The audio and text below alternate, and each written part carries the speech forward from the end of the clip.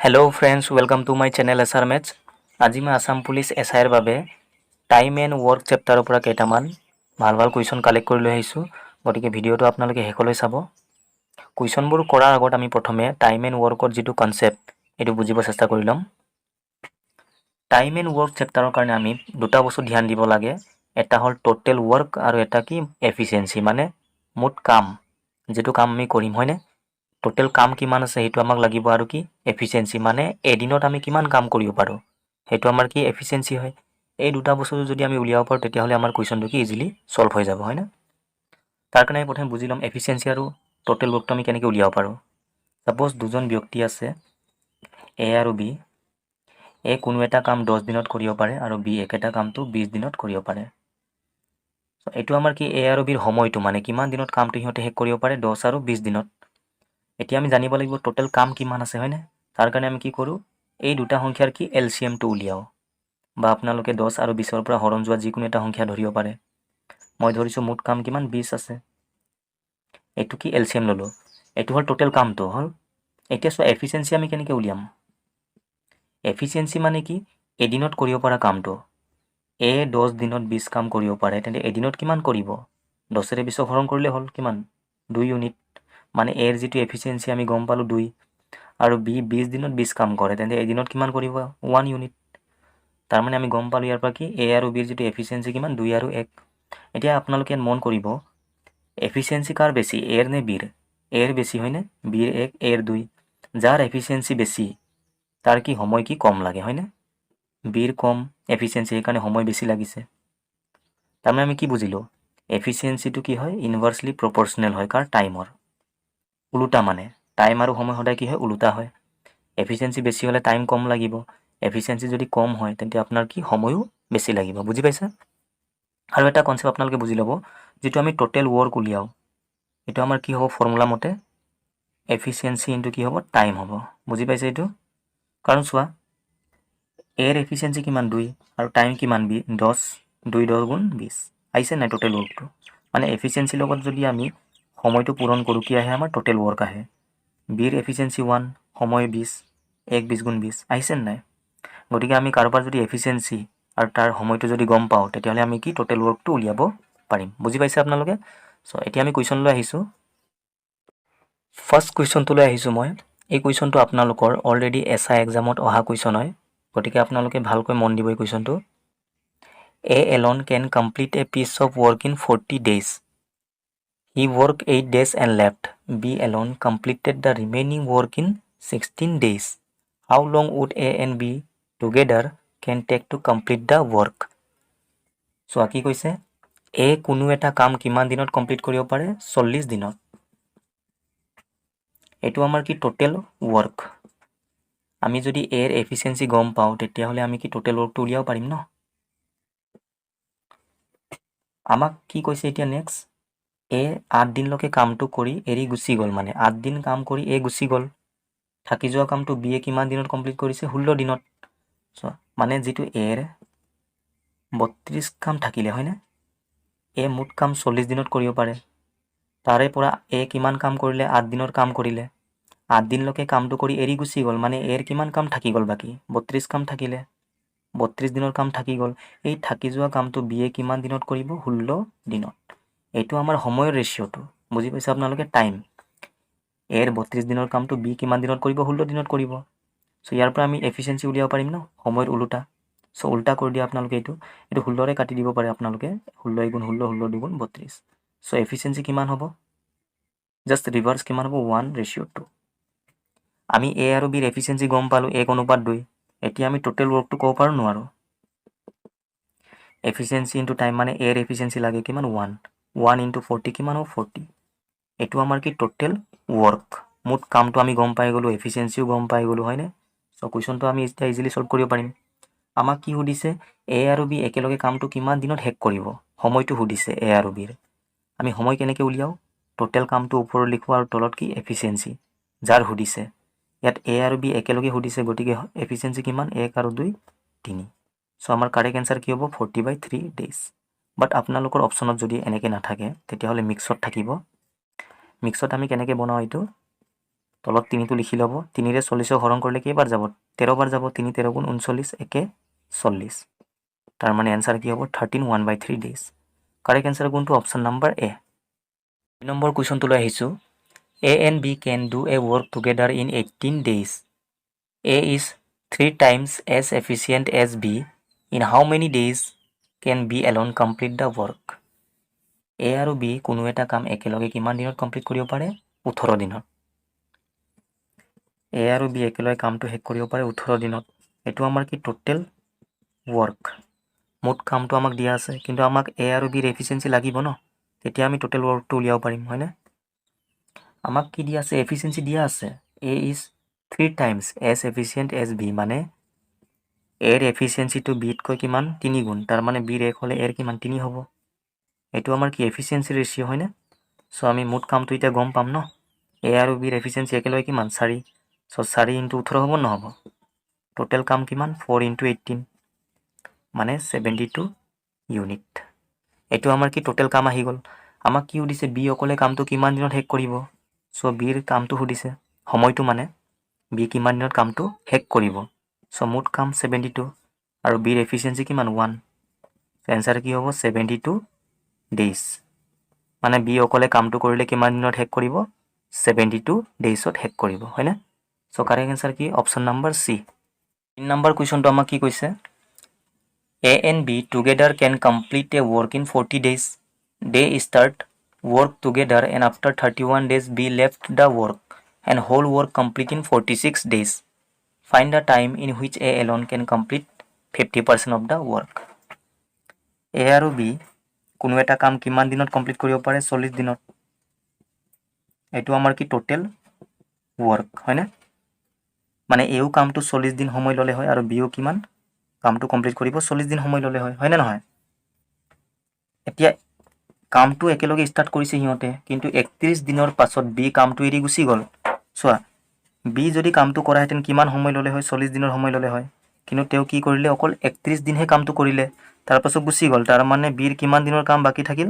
9 দিনৰ কাম হয়নে এতিয়া এ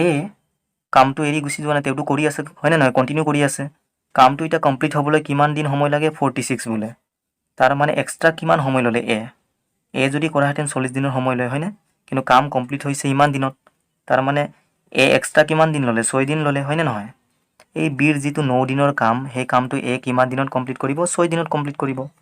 এটো আমাৰ কি টাইমৰ ৰেশিও সো এফিচিয়েন্সি কিমান হ'ব ইয়াৰ উল্টা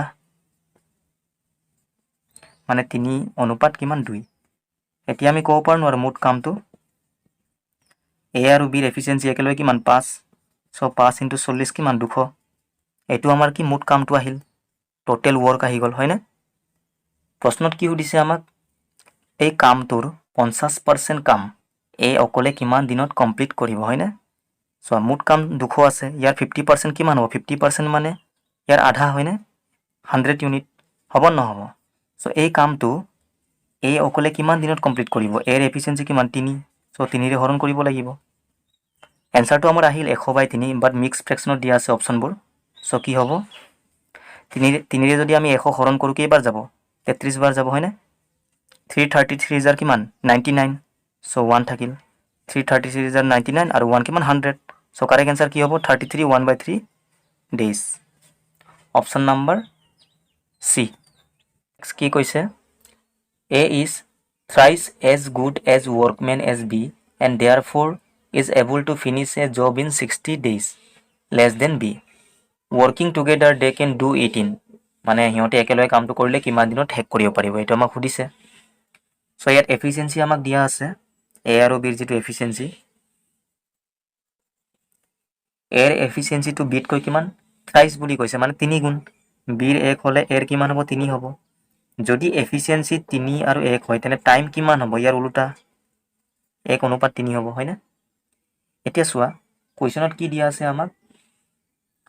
therefore is able to finish a job in 60 days less than B মানে বিট কৈ এৰ সময়টো কিমান কম লাগিছে 60 দিন সময়ৰ কথা কোৱা আছে হয়নে নহয় বিট কৈ এৰ যেটো সময় কিমান কম 60 ডেজ কম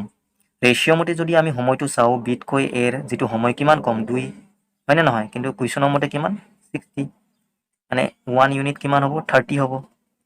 বুজি পাইছে আপোনালোকে সো এৰ যেটো দিন সময়টো 1 ইউনিট আছিলে সো কিমান আহিলে 1 ৰ ভ্যালু 30 মানে এ কিমান দিন সময় লৈ কামটো কৰিব 30 দিন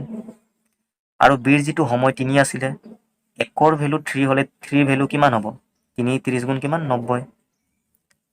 আমি এ আৰু বিৰ সময়টো গম পালো মানে এ কামটো কৰিবলৈ 30 দিন সময় লয় আৰু বি এ কিমান 90 দিন সময় লয় এতিয়া চোৱা আমাক ফাৰ্স্ট টোটেল ওয়ার্কটো লাগিব ন যেটো কাম total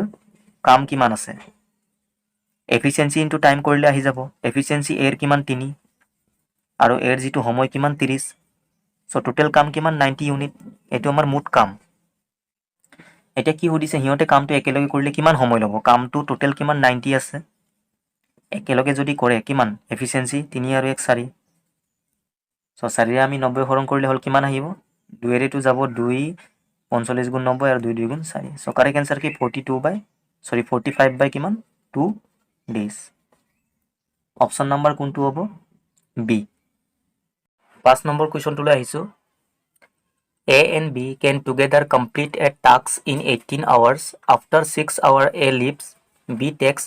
36 hours to finish rest of the tasks. How many hours would A have taken to do the tasks if he work alone? A আৰু B কোনো এটা কাম যদি একেলগে কৰে কিমান ঘন্টা সময় লয় 18 ঘন্টা হয় না এটো আমাক দিয়া আছে এটো আমাৰ কি টোটাল ওয়াৰ্ক নেক্সট কি কৈছে 6 ঘন্টাৰ পাছত এ কামটো এৰি গুছি গল তাৰ মানে কামটো হিহঁতে দুজনে স্টাৰ্ট কৰিছে কিন্তু 6 ঘন্টাৰ পাছত এ কি কামটো এৰি গুছি গল সো এৰ কিমান দিনৰ কাম থাকিলে এ যদি কামটো কৰা হেতেন ইমান টাইম লয় হয়নে 18 ঘন্টা সময় লয় কিন্তু 6 ঘন্টা কৰাৰ পাছত গুছি গল তেও সো এৰ 12 ঘন্টাৰ কাম থাকিল হয় না নহয় এটা এ থাকি যোৱা কামটো বি এ কিমান ঘন্টাত কমপ্লিট কৰিব 36 ঘন্টাত এটা আমাক দিয়া আছে শুনা ইয়াত এটা কথা চাব আপোনালোকে 6 ঘন্টা কাম কৰাৰ পাছত এ এৰি গুছি গল মানে 6 ঘন্টা লকে এও কাম কৰিছিলে বিও কাম কৰিছিলে হয় না সো বি যদি কামটো কৰা হেতেন 18 ঘন্টা সময় লয় কিন্তু অলৰেডি বিও ইয়াৰ পৰা কিমান 6 ঘন্টা কামটো কৰিলেই প্ৰথমে এৰ লগত সো বিৰ কিমান কাম থাকিলে 12 ঘন্টা হয় না মানে বিও যদি কামটো কৰা হেতেন ইমান সময় ললে হয় কিন্তু এতিয়া বি এ কামটো কিমান দিনত কমপ্লিট কৰিব 36 ঘন্টা তাৰ মানে এক্সট্ৰা কিমান সময় ললে বি যদি কৰা হেতেন ইমানত সমাপ্ত কৰিব লাগে কামটো কিন্তু কৰি আছে এতিয়া ইমান ঘন্টাত সো এক্সট্ৰা কিমান ললে 24 ঘন্টা বুজি পাইছে আপোনালোকে এটো আমাৰ কি টাইমৰ ৰেশিও 12 গুণ 12 12 দুগুণ 24 সো এফিচিয়েন্সি কিমান হ'ব জাস্ট ৰিভাৰ্স এটো আমাৰ কি এফিচিয়েন্সি আহিলে এতিয়া আমি টোটাল ওয়াৰ্কটো কব পাৰো নোৱাৰো কিমান হ'ব এ আৰু বি একেলগে কিমান 3 ইউনিট কৰে হয়নে সো 18 ঘন্টাত কিমান কৰিব 54 ইউনিট এটো আমাৰ টোটাল ওয়াৰ্ক সো প্ৰশ্নত কি কৈছে আমাক এ অকলে কামটো কিমান দিনত কমপ্লিট কৰিব সো এৰ সময়টো সুধিছে কাম কিমান আছে 54 আৰু এৰ এফিচিয়েন্সি কিমান 2 সো হৰণ কৰিলে কিমান আহিব 27 দিন সো আমাৰ কাৰেক্ট आंसर কি হ'ব 27 ডেজ মানে অপশন নাম্বাৰ ডি 6 নম্বৰ কোৱেশ্চনটোলৈ আহিছো to do a certain work the ratio of the efficiencies of A B and C is 7:5:6 working together they can complete the same work in 35 days B and C work together for 21 days the remaining work will be completed by A alone efficiency আমাক দিয়া আছে A B আৰু C এৰ যেটো efficiency কিমান 7:5:6 হয়নে total ওয়াৰ্কটো আমি উলিয়াই লব পাৰো কাৰণ আমাক কি কৈছে হিহঁতে তিনজনে একেলগে কামটো কিমান দিনত কমপ্লিট কৰে 35 দিনত সো তিনজনৰ এফিচিয়েন্সি কিমান 7 5 12 আৰু 6 কিমান 18 আৰু কিমান দিনত কমপ্লিট কৰে 35 দিনত সো এটো আমাৰ কি টোটাল ওয়াৰ্ক এটো আমি ইনটু নকৰো এনেকৈ ৰাখি দিম পাছত আমাৰ সুবিধা হ'ব কৰিবলৈ মোট কামটো আমি পাই গলো নেক্সট কি কৈছে বি আৰু সি 21 দিনলৈকে কামটো কৰিলে হয় না সো বি আৰু সি এদিনত কিমান কাম কৰে 5 আৰু 6 11 ইউনিট কৰে সো 21 দিনলৈকে কিমান কৰিব 11 * 21 হ'ব ন 21 দিনত হিহঁতে ইমান কাম কৰিব বি আৰু সি টোটাল কাম আছিলে 18 * 35 এটো মুঠ কাম হয় না ইয়াৰ পৰা অলৰেডি বি আৰু সি ইমান কাম কৰি দিলে সো ৰিমেইনিং কাম এটো হ'ব নহব এটো ৰিমেইনিং কাম টোটালৰ পৰা এটো মাইনাস কৰিলে ৰিমেইনিং ওলাই যাব এই ৰিমেইনিং কামটো এ অকলে কিমান দিনত কমপ্লিট কৰিব হেতু আমাক সুধিছে এৰ এফিচিয়েন্সি কিমান 7 সো 7 ৰে হৰণ কৰিব লাগিব বুজি পাইছে আপোনালোকে টোটালৰ পৰা এটো বি সি এৰ যেটো কাম মাইনাস কৰিলে আমাৰ কি ৰিমেইনিংটো আহি যাব সো আমি সেপাৰেট কে মাইনাস কৰিম 7 ৰে ইয়াক হৰণ কৰিলে কিমান 7 5 গুণ 35 হয় না আৰু এটো 7 3 গুণ 21 5 18 গুণ কিমান 90 3 11 গুণ 33 সো কিমান আহিব আমাৰ 57 days এটো আমাৰ কি হ'ব কাৰেক্ট आंसर সো আজিৰ ভিডিওটো মই ইমানতে শেষ কৰিছো যদি আপোনালোকৰ ভিডিওটো চাই ভাল লাগিছে তেন্তে সাবস্ক্ৰাইব কৰি দিব চেনেলটো আৰু লাইক এণ্ড শেয়াৰ কৰি দিব থ্যাংক ইউ